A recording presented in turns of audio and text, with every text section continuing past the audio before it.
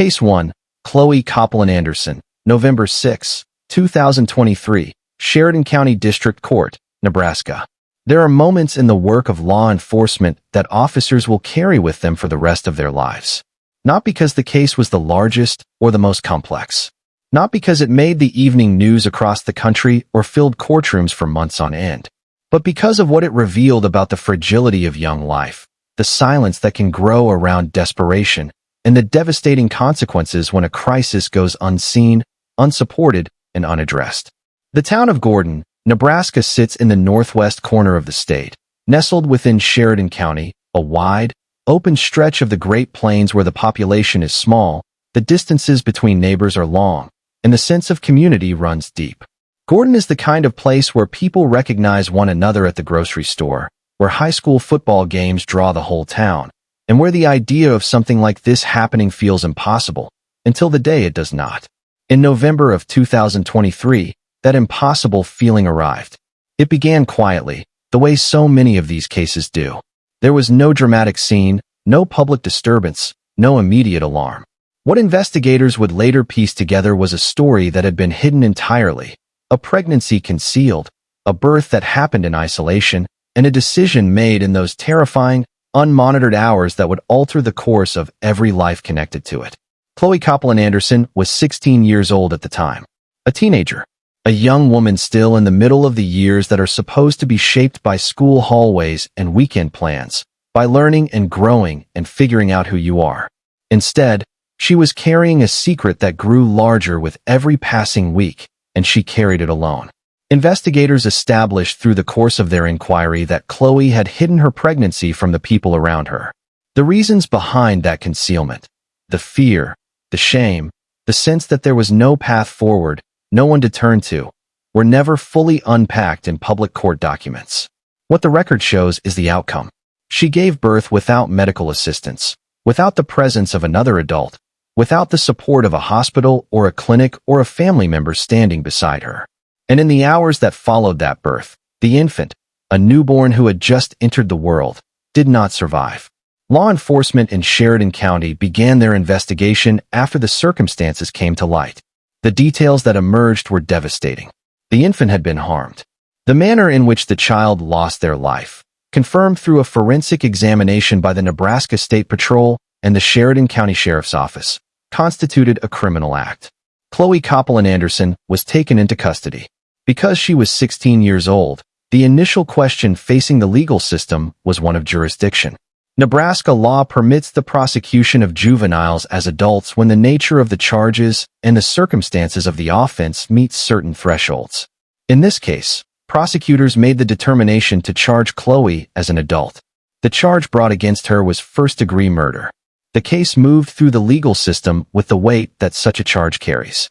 Chloe's defense team worked to negotiate the matter, and ultimately, a plea agreement was reached. She pleaded guilty to a reduced charge of second-degree murder.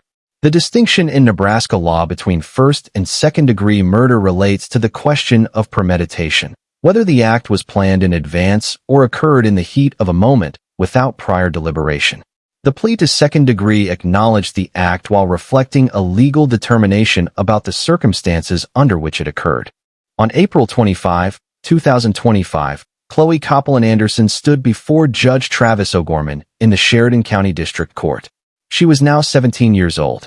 The judge reviewed the circumstances of the case, the nature of the plea, and the arguments presented by both the prosecution and the defense. Then he issued the sentence. 35 to 60 years in the Nebraska Department of Correctional Services. For a 17-year-old, that sentence stretches across virtually the entire arc of what would have been the most formative decades of her life. Under Nebraska's sentencing structure, she will serve a minimum of 35 years before she is eligible for any consideration of release. She will be in her early 50s, at the earliest, before she walks free, if she walks free at all. The reaction in Sheridan County and across Nebraska was one of profound sorrow layered over profound complexity. This was not a case that generated the kind of clear, clean public anger that some crimes do. It generated something harder to process. Grief for the infant who lost their life. Grief for the young woman whose own life had clearly spiraled into a crisis that no one caught in time. and a difficult conversation about what it means when a teenager faces a situation of this magnitude entirely alone. Advocates for child welfare and youth crisis intervention pointed to the case as a reminder that when young people, particularly young women, feel they cannot disclose a pregnancy, cannot access healthcare without fear, and cannot reach out to a trusted adult without judgment, the consequences can be irreversible. Nebraska, like many states, has a safe haven law, a provision that allows a parent to legally surrender a newborn at a designated location, such as a hospital, without fear of prosecution. Whether Chloe was aware of that option, or whether she was in any mental or emotional state to access it in those moments, was never publicly established. What was established, through the formal record of the Sheridan County District Court, is that a newborn child did not survive, that a young woman now carries the legal and personal weight of that outcome for the foreseeable future of her life, and that the community of Gordon, Nebraska was left grappling with questions that no verdict can fully answer. The Nebraska Attorney General's office confirmed the conviction and sentence. The case of Chloe Coplen-Anderson became part of the permanent record of the state's legal history, a record that speaks not only to the law, but to the gaps that exist when young people in crisis are left without the support systems they need. For the victims of crimes like these, including the children who never have the chance to grow up, advocates continue to push for stronger youth crisis resources, improved access to safe haven awareness, and community-level education that reaches teenagers before situations reach the point of no return. Justice was delivered in Sheridan County. But the deeper questions about prevention, about support, about what this state and this country owe to its most vulnerable young people remain open. And they will remain open until more is done to close them. If you or someone you know is a young person in crisis, the Boys Town National Hotline is available 24 hours a day, 7 days a week, at 1-800-448-3000. They offer confidential support for young people facing situations they feel they cannot handle alone. You do not have to face it alone. If this case moved you, if it made you think, if it made you want to stay informed about the stories that matter, please take a moment right now to like this video and subscribe to Cold Case Hour. Your support allows this channel to keep telling these stories with the care and the depth that the victims and their families deserve. Hit that subscribe button and join the Cold Case Hour community today. Case 2, Charlotte Schilling, May 10, 2012, Council Bluffs Police Department in Plattsmouth, Nebraska Public Record. There is a particular kind of silence that falls over a small community when tragedy arrives not from outside its borders, but from within the walls of a home it thought it knew. Plattsmouth, Nebraska is a quiet city of just under 9,000 residents, located in Cass County along the western bank of the Missouri River, just south of Omaha. It is the kind of town that takes pride in its history, its riverfront, and its close-knit identity. In May of 2012, that community was shaken by a loss that left no answers, only grief, confusion, and an ache that would not go away. Charlotte Schilling was a mother. She had a 10-year-old son named Owen, a child described by those who knew him as bright, energetic, and full of the particular kind of life that belongs only to children on the edge of growing up. Owen was at the age where the world begins to open up, where curiosity takes root and possibility feels endless. He was 10 years old. He had his whole life ahead of him. What happened on May 10, 2012 was not investigated as a crime scene with a surviving perpetrator. There was no arrest, no trial, no courtroom testimony. What there was, at the end of a long and painful investigation by law enforcement, was a determination, a formal conclusion reached by the Council Bluffs Police Department after Charlotte Schilling and her son Owen were found at Lake Manawa State Park, across the state line in Iowa, not far from the Nebraska community they called home. Charlotte Schilling had taken her son's life, and then she had taken her own. The official finding was a murder-suicide. The manner in which Owen lost his life, determined through examination by the Pottawatomie County Medical Examiner, was strangulation. He was 10 years old. He did not survive.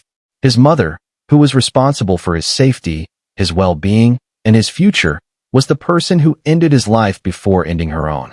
The investigation that followed was thorough and methodical, as it must be in any unattended death, particularly one involving a child. Detectives examined the scene at Lake Manawa, reviewed the evidence, and worked to establish the sequence of events. No evidence of third-party involvement was identified. The conclusion, that Charlotte Schilling acted alone, that this was a murder-suicide, was formally confirmed by law enforcement. In the aftermath, those who had known Charlotte Schilling described a woman who had been struggling. The nature of that struggle, whether it involved mental health challenges, personal circumstances, or some combination of factors that built to a breaking point, was never fully disclosed in public reporting. What was known was the outcome. A child was gone, a mother was gone, and a community was left holding the pieces of something it could not have predicted and could not explain. Cases like this one exist in a difficult space within the landscape of true crime documentation. There is no perpetrator who stood before a judge. There is no sentence that was handed down. There is no courtroom record that captures the full weight of what occurred. What exists is a police report, a medical examiner's finding, and the permanent public record of a tragedy that took 2 lives, one of them 10 years old, in a Nebraska community on a May morning in 2012. The name Owen Schilling deserves to be spoken. He was a child. He was someone's classmate, someone's neighbor, someone's friend. He did not choose what happened to him, and he had no ability to prevent it. His story is part of the public record of Nebraska, and it is told here not for sensation, but because it matters. Because he mattered. The conversation that cases like this one demand is one about mental health. About what it looks like when a person reaches a crisis point so severe that they feel there is no way forward. About the importance of intervention, of connection, of community support systems that can reach people before they reach that edge. Nebraska, like every state, has resources available for individuals experiencing mental health crises, and awareness of those resources saves lives. The Nebraska Family Helpline can be reached at 1-800-833-3377. The National Crisis Lifeline is available by dialing or texting 988. These lines exist because no one should feel that they are out of options. No crisis, no matter how dark it feels, is beyond the reach of help. Owen Schilling was 10 years old. He deserved the life that was taken from him. His memory is part of this record because it should be, because the children at the center of these tragedies must never be reduced to footnotes in someone else's story. If this case stayed with you, if it reminded you of why these stories matter, please like this video and subscribe to Cold Case Hour. We tell these stories because the victims deserve to be remembered, and because communities deserve to understand what happened within their borders. Subscribe today and become part of a community that believes in truth, in accountability, and in never forgetting. Case 3, Bailey Boswell, November 2017, Saline County District Court, Nebraska. Some cases reshape the way an entire state thinks about danger.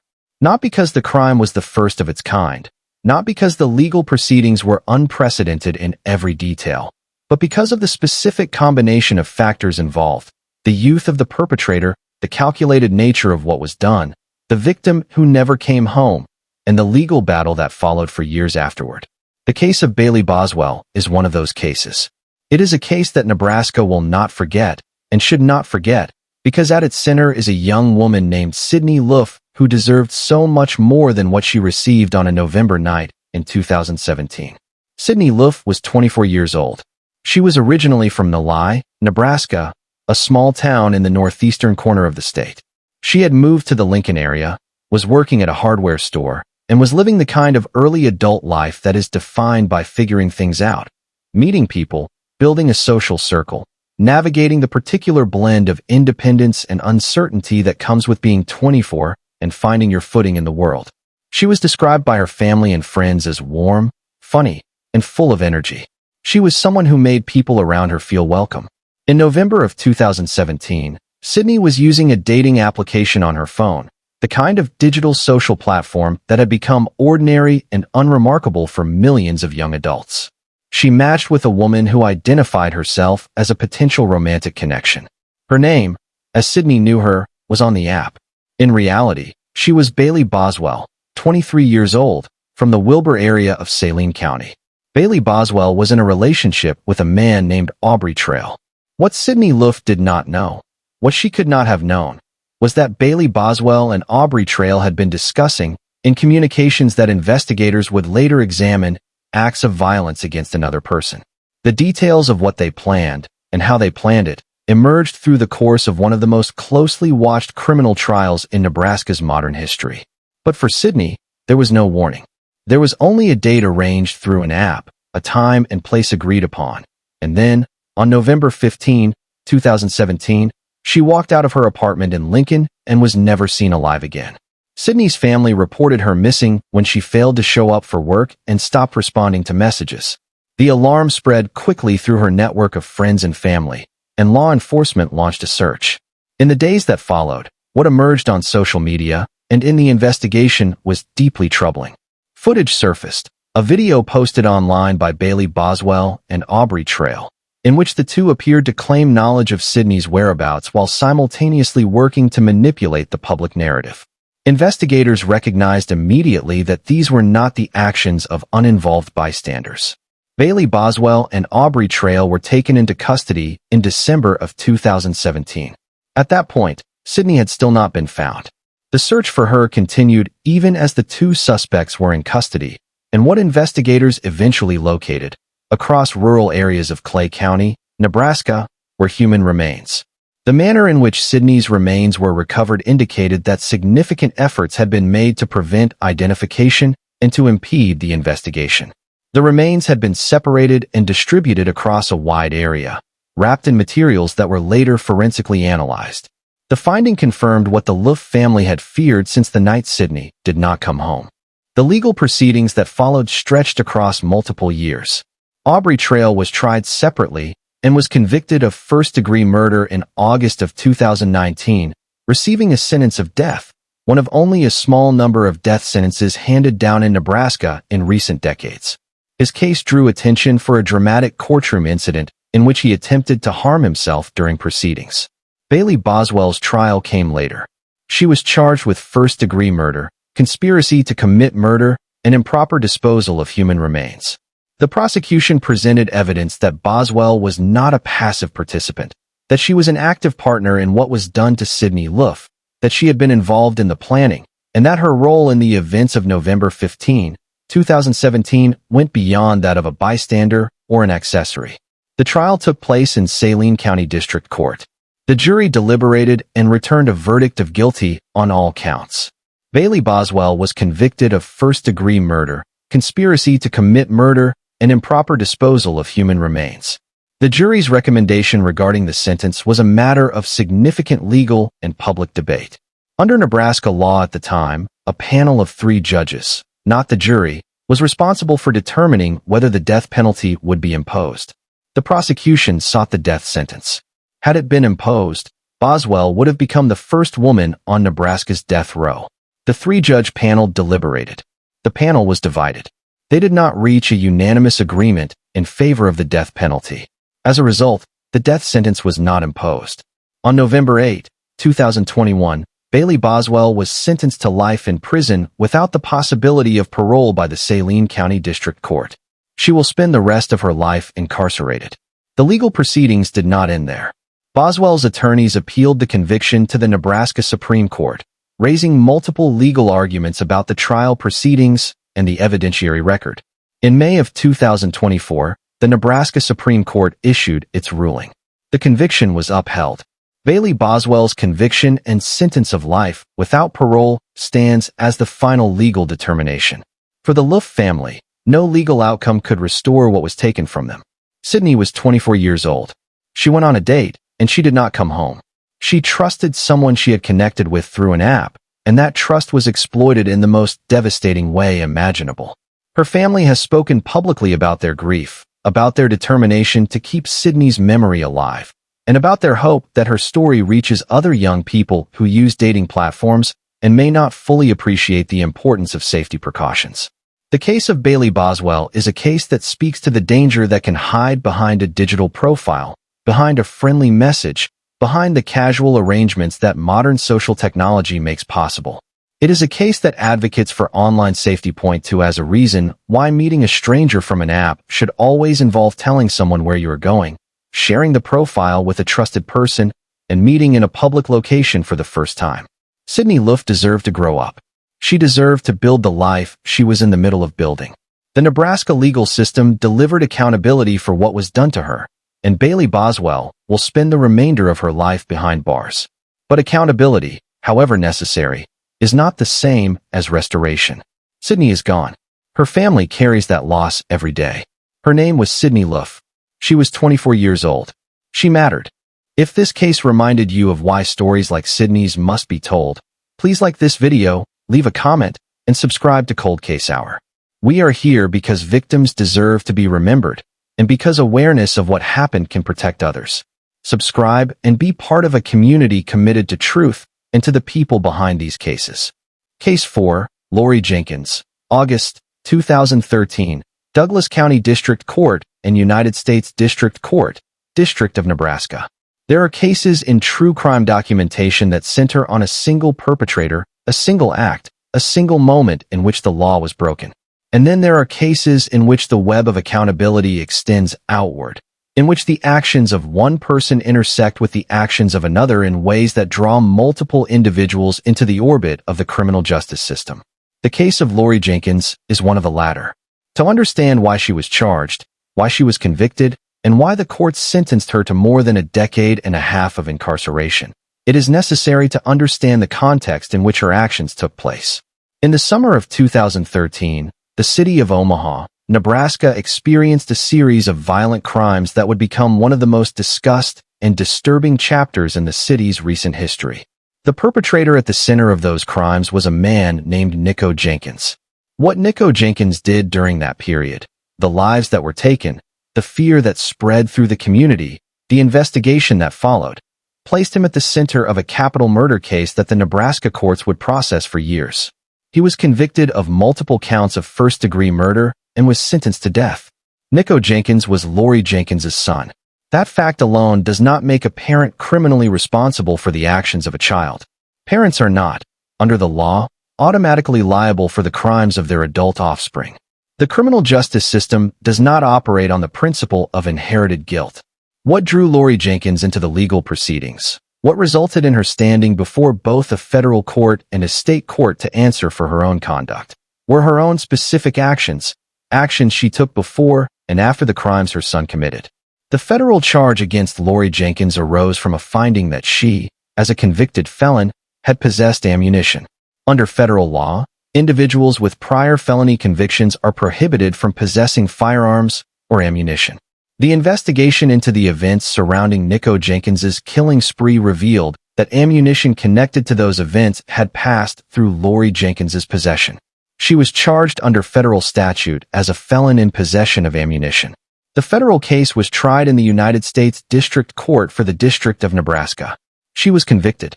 The federal sentence imposed was 10 years in federal prison. The state charges in Douglas County arose from the investigation into what happened after the crimes were committed. Prosecutors in Nebraska charged Lori Jenkins with being an accessory after the fact, meaning that following the violent crimes attributed to her son, she had taken actions designed to assist him in avoiding accountability, to interfere with the investigation, or to otherwise impede the pursuit of justice. She was convicted on 2 counts of accessory after the fact in the Douglas County District Court. The state sentences added additional years to be served consecutively, meaning after, not alongside, the federal term. The combined legal weight of her convictions meant that Lori Jenkins was facing a total sentence in the range of 15 to 16 years across both jurisdictions. She would serve her federal sentence first, followed by the consecutive state terms. The legal proceedings generated significant public attention in Douglas County and across Nebraska, in part because of the prominence of the underlying crimes committed by Nico Jenkins, and in part because the charges against Lori Jenkins raised complex public questions about the line between family loyalty and criminal complicity. The court's answer to those questions was unambiguous. When a person's specific actions cross into the territory of enabling violence or protecting a violent offender from justice, the law applies regardless of the relationship between the parties. For the families of the individuals whose lives were taken in the summer of 2013, the conviction of Lori Jenkins represented a form of accountability that extended beyond the primary perpetrator. It was an acknowledgement by the legal system that the actions taken in the aftermath of violent crime, the cover-ups, the assistance, the obstruction, carry their own weight and their own consequences. The victims of the crimes at the center of this case were real people. Jorge Cajiga Ruiz, Juan Uribe Pena, Curtis Bradford, Andrea Kruger, Each of them lost their life in the summer of 2013 in circumstances of terrifying violence. Each of them had families, had people who loved them, had futures they never lived.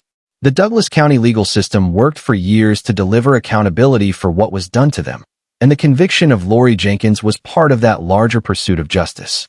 Nebraska's legal system is built on the principle that accountability must be complete, that it cannot stop at the primary actor if others contributed to the harm or to the obstruction of justice. The case of Lori Jenkins stands as a documented example of that principle in action. If this case gave you insight into the broader dimensions of how justice works in Nebraska, please take a moment to like this video and subscribe to Cold Case Hour. Every subscriber is a voice for the victims whose stories we tell on this channel. We appreciate your support. Hit that subscribe button and stay with us for the cases still to come. Case 5, Rachel Bickerstaff, September 27, 2024, Douglas County District Court, Nebraska. There are moments in the legal history of a state that become reference points, not because the law itself changed, not because the crime was unprecedented in type, but because the specifics of what occurred were so extreme, the loss so profound, and the human cost so staggering that the case becomes a marker in time. In Douglas County, Nebraska, the case of Rachel Bickerstaff is that kind of marker. It is a case defined by the magnitude of what was lost, by the identity of the victims, and by the sentence that the court ultimately imposed. On the evening of September 27, 2024, Rachel Bickerstaff was behind the wheel of a vehicle in Omaha. She was not alone. In that vehicle were her 3 young daughters, a 5-year-old, an 18-month-old, and an 11-day-old infant, a child who had been in the world for less than 2 weeks. 3 children, 3 daughters, 3 lives at the very beginning of their existence, placed in the care of the one person the law and society charge above all others with their protection. Toxicology results obtained by law enforcement and entered into the court record established that at the time of the crash, Rachel Bickerstaff's blood alcohol concentration was 0.216, more than 2.5 times the legal limit of 0.08 in Nebraska. The vehicle data retrieved from the car established the speed at which she was traveling at the moment of impact. That speed was 142 miles per hour. 142 miles per hour. In a residential and roadway area of Omaha, with 3 children in the vehicle. The crash that followed was catastrophic. All 3 of Bickerstaff's daughters did not survive. A 4th victim, another driver who was struck, also lost their life as a result of the collision. 4 people were gone. 3 of them were children, the youngest of whom had not yet completed her 2nd week of life. The Douglas County Sheriff's Office and the Omaha Police Department responded to the scene. Law enforcement officials who were present in the immediate aftermath of the crash described a scene of complete devastation. The investigation that followed moved swiftly, given the clarity of the physical evidence, the toxicology, the vehicle data, the witness accounts, and the forensic reconstruction of the collision. Rachel Bickerstaff was taken into custody. She was charged with 4 counts of motor vehicle homicide while driving under the influence. The charges reflected each of the 4 lives that were taken that night, including the 3 children who were in her care. The case proceeded through the Douglas County District Court. The evidence against Bickerstaff was overwhelming in its documentation. The prosecution presented the toxicology findings, the vehicle's speed data, the records of the deaths, and the circumstances of the crash in their totality. The weight of the courtroom proceedings was immense. On June 18, 2025, Rachel Bickerstaff appeared before Judge Molly Keene in the Douglas County District Court for sentencing. Judge Keene reviewed the full scope of what the evidence had established, the extreme intoxication, the catastrophic speed, the identity of the victims, and the totality of the harm caused. She then issued the sentence: 140 to 180 years in the Nebraska Department of Correctional Services. The sentence was one of the most significant handed down in Douglas County in recent memory. For legal observers, the structure of the sentence, 140 years minimum before parole eligibility, 180 years maximum, reflected the court's assessment of the gravity of 4 lives taken and the specific circumstances under which they were taken. The minimum term alone exceeds the span of a normal human lifetime by decades. In the courtroom, members of the victims' families were present. They had prepared and delivered victim impact statements. accounts of what the loss of these 4 individuals had meant to those who loved them. For the families of the 3 children, those statements were accounts of the specific, irreplaceable nature of what was gone. A 5-year-old who had barely begun, an 18-month-old who was still being introduced to the world, an 11-day-old infant who had not yet had the chance to be known. The Nebraska legal community noted the case as significant not only for the sentence, but for what it illustrated about the consequences of driving under the influence at extreme levels.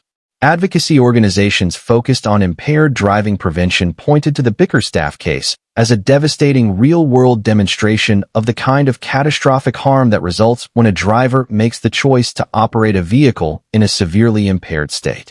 In Nebraska and across the country, organizations including Mothers Against Drunk Driving continue to work for stronger prevention, stronger enforcement, and greater public awareness of the risks associated with impaired driving. The 4 lives taken on September 27, 2024 are now part of that advocacy record, names and faces attached to statistics that are too often abstract. The children who were in that vehicle deserve to grow up. They deserve the childhood that lay ahead of them, the milestones that were never reached, the people they would have become. The Douglas County District Court delivered accountability for what was done to them. Rachel Bickerstaff will serve the rest of her natural life in Nebraska's correctional system. For child safety resources in Nebraska, the Nebraska Child Abuse and Neglect Hotline can be reached at 1-800-65-1999.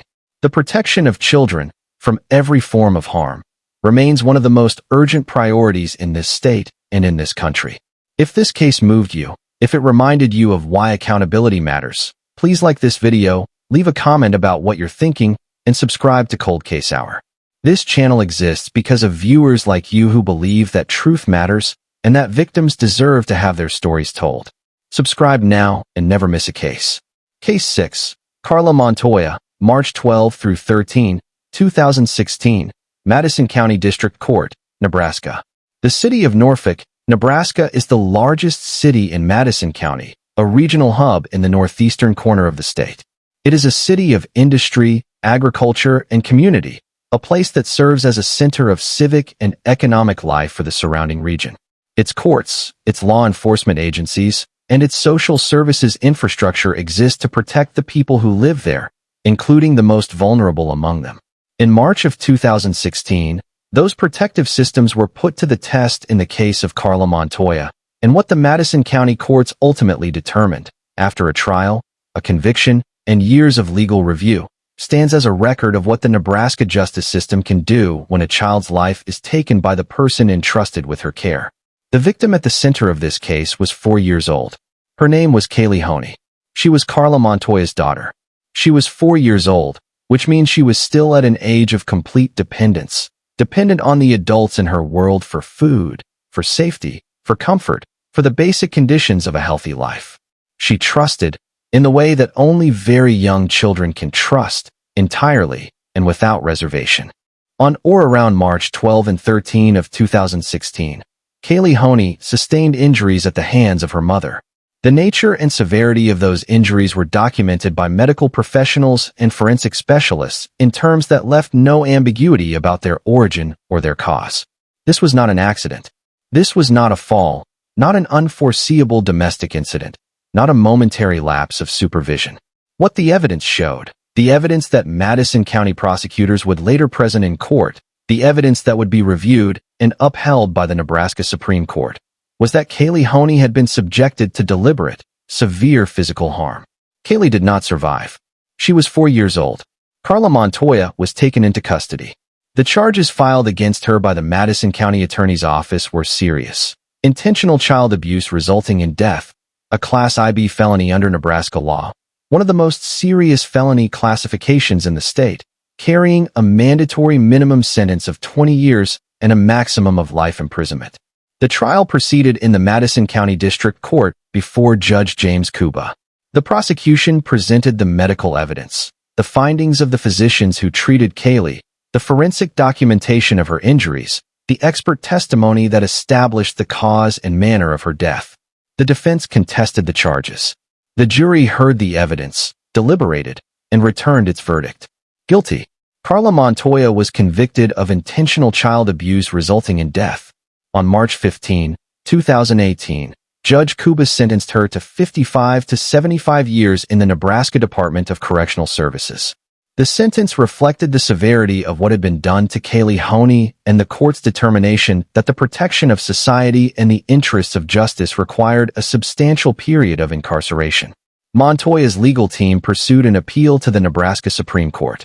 The appeal raised a series of legal challenges to the conduct of the trial, arguments about the admissibility of certain evidence, the fairness of the proceedings, and other legal grounds that appellate counsel believed warranted review. The Nebraska Supreme Court conducted that review. In 2019, the court issued its ruling. The conviction was upheld. The sentence stood.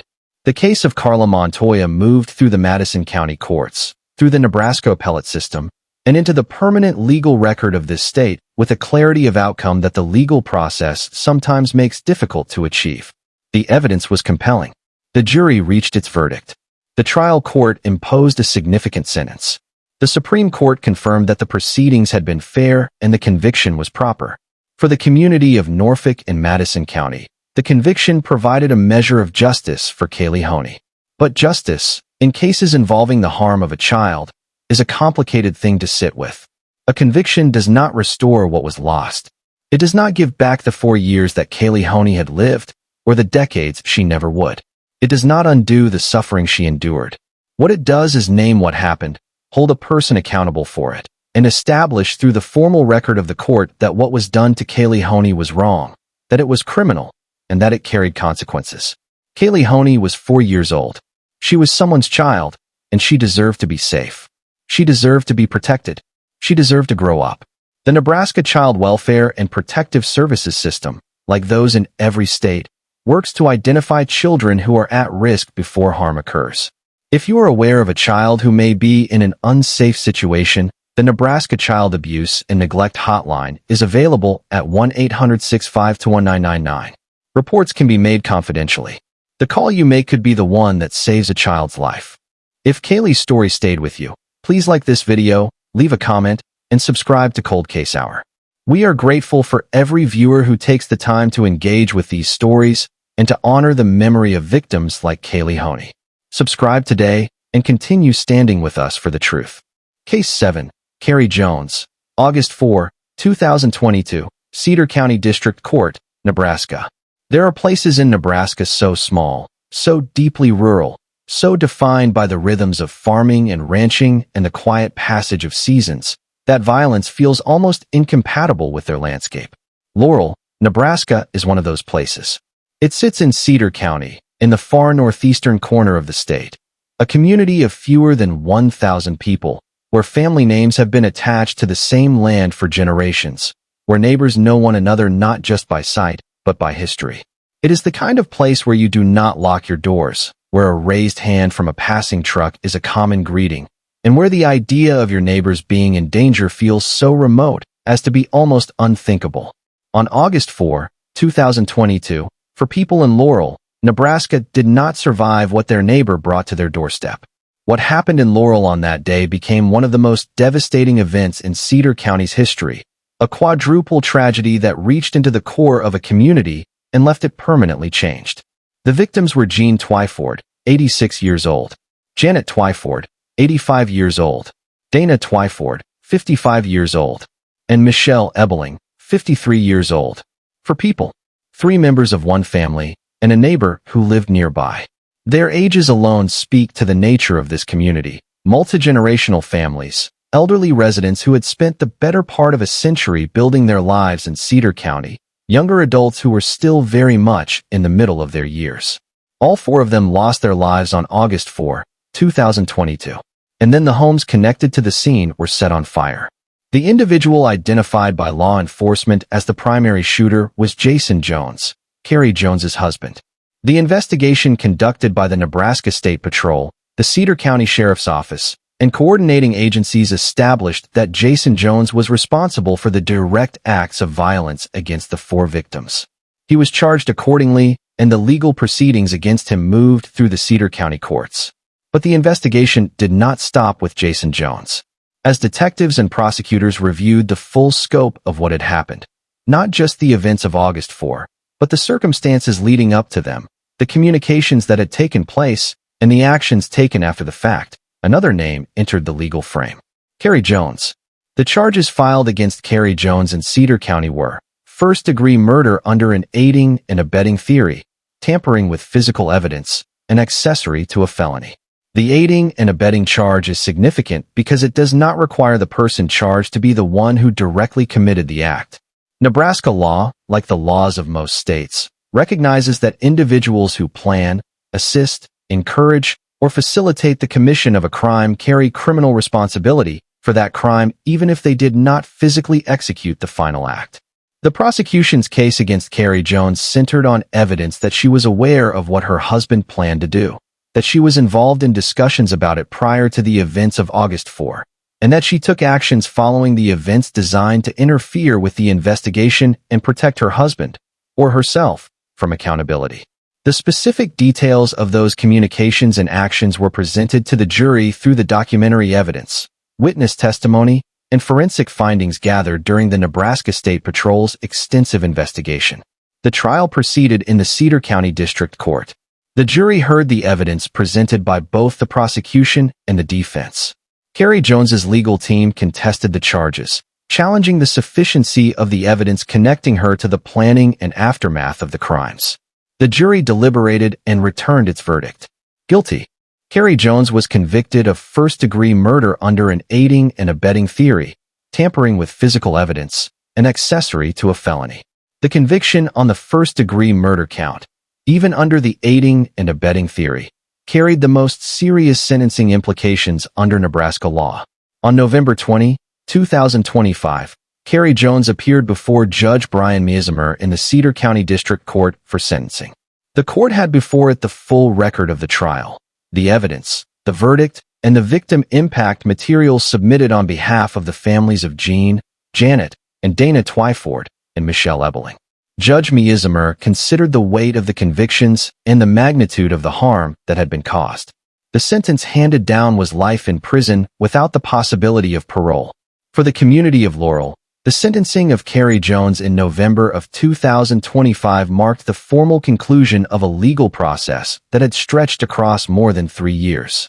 3 years in which the families of 4 people who had been taken from them in an act of unimaginable violence had waited for the legal system to complete its work. Jean and Janet Twyford had lived more than 80 years each in a community that they helped to shape. Dana Twyford was 55, still in the full middle of life. Michelle Ebeling was 53, a neighbor and community member whose loss was felt throughout the area. None of them had any reason to anticipate what came to their door on August 4, 2022. None of them had any ability to protect themselves from it. The Cedar County legal system, with the support of the Nebraska State Patrol and the Nebraska Attorney General's office, delivered accountability for all 4 of those lives. Carrie Jones will spend the remainder of her life in the Nebraska Department of Correctional Services. For the town of Laurel, the legal proceedings delivered closure in the formal sense. But a community that has experienced something of this magnitude carries the memory of it permanently. The families of Jean, Janet, Dana, and Michelle carry the specific weight of 4 absent chairs at every table, every holiday, every gathering. Their names matter. Their lives mattered. The Cedar County Court said so, in the formal language of the law, on November 20, 2025. If this case gave you a sense of why community awareness and accountability matter, please like this video, leave your thoughts in the comments, and subscribe to Cold Case Hour. These are stories that deserve to be told and remembered.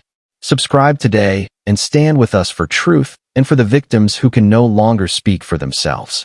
Case 8, Jessica Burgess, 2022, Madison County District Court, Nebraska. Not every case that enters the Nebraska court system does so under the same kind of public clarity that surrounds a violent crime captured on a timeline by forensic investigators.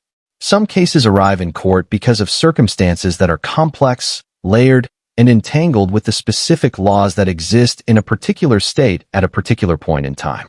The case of Jessica Burgess from Norfolk, Nebraska, is one of those cases. It is documented here as it exists in the formal record of the Madison County District Court, as a legal case with specific charges, a specific outcome, and a specific sentence handed down by a Nebraska judge. Jessica Burgess was a mother. In 2022, Circumstances involving her teenage daughter and the termination of a pregnancy resulted in Jessica Burgess facing criminal charges in Madison County. The charges against her were filed under Nebraska law and related to two specific legal provisions: a state statute governing the timing of abortions and a provision related to the handling of human remains. Nebraska law at the time of the events in 2022 prohibited abortion beyond 20 weeks of gestation, except in specific circumstances provided by the statute. The charges filed against Burgess included performing or aiding in a procedure that fell outside the parameters of that statute. She was also charged with offenses related to the concealment and handling of the remains following the termination of the pregnancy, and with providing false information to investigators. The case was processed in the Madison County District Court under the authority of Judge Mark Johnson. Burgess entered a plea that resolved the charges, and on September 22, 2023, she was sentenced.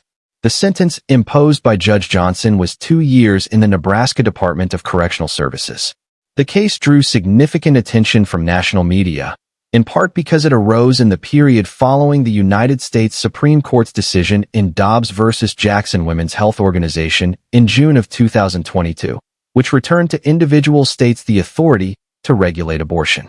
Nebraska, as a state that moved quickly to implement restrictions following that decision, became the backdrop for one of the more closely watched prosecutions in the country that year. This documentary presents the case of Jessica Burgess as a documented legal matter. There were charges, there was a legal process, and there was a sentence handed down by a Nebraska court of law. The Madison County District Court record is part of the permanent public legal history of the state. For Nebraska residents seeking information about the current state of reproductive health care law and the resources available to them, the Nebraska DHHS website at dhhs.gov provides current information on healthcare services and legal provisions. Access to accurate legal information is essential for every Nebraskan who needs to understand their rights and options under the current law. The case of Jessica Burgess is part of the Nebraska legal record. It will remain so regardless of how the broader legal landscape evolves. If you are following this series and you believe in the importance of documenting and understanding the legal history of Nebraska, please like this video, leave a comment, and subscribe to Cold Case Hour. Your support helps this channel continue to provide serious, documented, responsible coverage of cases that are part of the public record. Subscribe and stay with us. Case 9, Ravionne Pullum, December 15, 2023, Douglas County District Court, Nebraska. The cases that generate the most public attention in true crime documentation are often those that involve the most deliberate acts, the most calculated plans, the longest investigations. But there is a category of case that arrives in the courts through a different pathway. Cases rooted not in deliberate planning, but in a failure of care so severe, so consequential, and so irreversible that the law identifies it as criminal negligence. The case of Ravionne Pullum in Douglas County is a case of that nature, and it is a case that raises, in the most painful way possible, the question of what it means for a child to be in the care of a person who fails to keep them safe.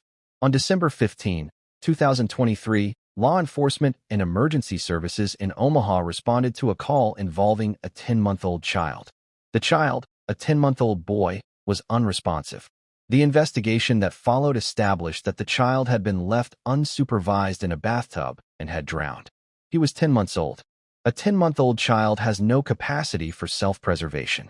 A child of that age cannot roll over deliberately, cannot sit up unaided in water, cannot cry out in a way that will be heard if no one is close enough to hear.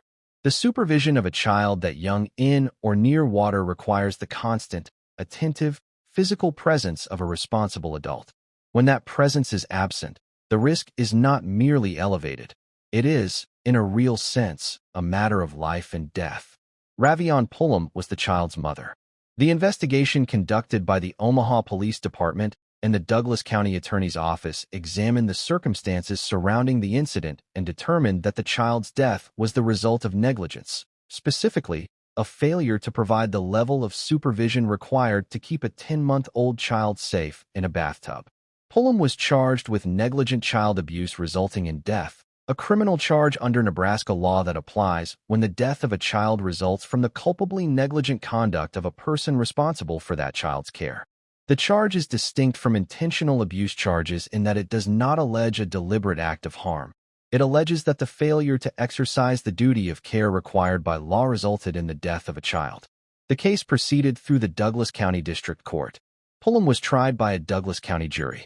After hearing the evidence presented by both the prosecution and the defense, the jury returned a verdict of guilty on the charge of negligent child abuse resulting in death.